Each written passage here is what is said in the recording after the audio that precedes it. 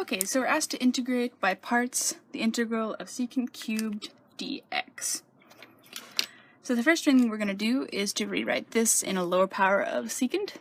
So I'll rewrite the integral of secant cubed x dx. I can rewrite this as the integral of secant to the first power, and then secant squared x dx. Okay, so now I'm going to let u equals secant x. So then the derivative of that is going to equal secant x tangent x dx. And since u is secant x, dv is going to equal secant squared x dx. Integrating that, we get v equals tangent x. Okay, so now I can plug that in. This is going to equal, so our formula is the integral of u dv is uv minus the integral of v du.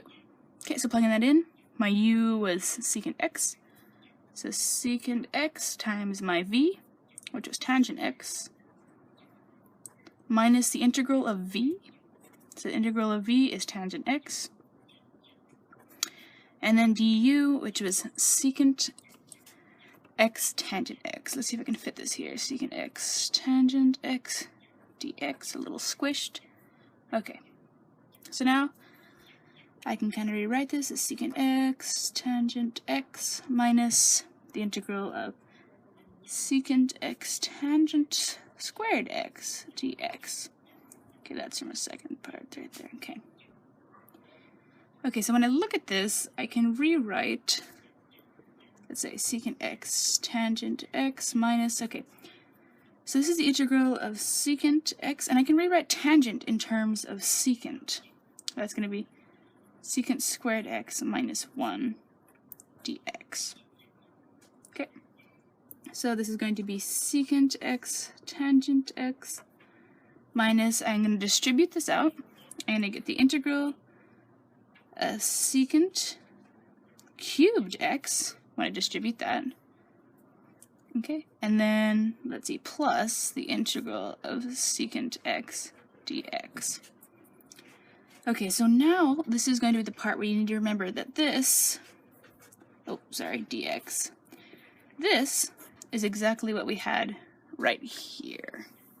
Okay, so what I can do is I can say, if I bring, so I'm going to bring that down, so the integral of secant cubed x dx equals, what we have is secant x tangent x minus the integral of secant cubed x dx, notice these two are the same thing, plus the integral of secant x dx.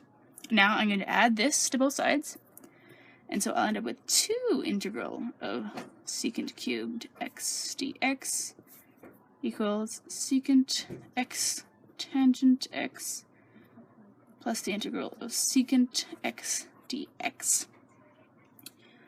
Okay, and multiplying both sides by half, I get the integral of secant cubed x dx equals half secant x tangent x plus half times, now the integral of secant x dx is going to be the natural log of secant x plus tangent x, and adding that constant c at the end of my integral. Okay, so I end up that secant cubed x dx, the integral is this lovely whole thing right here.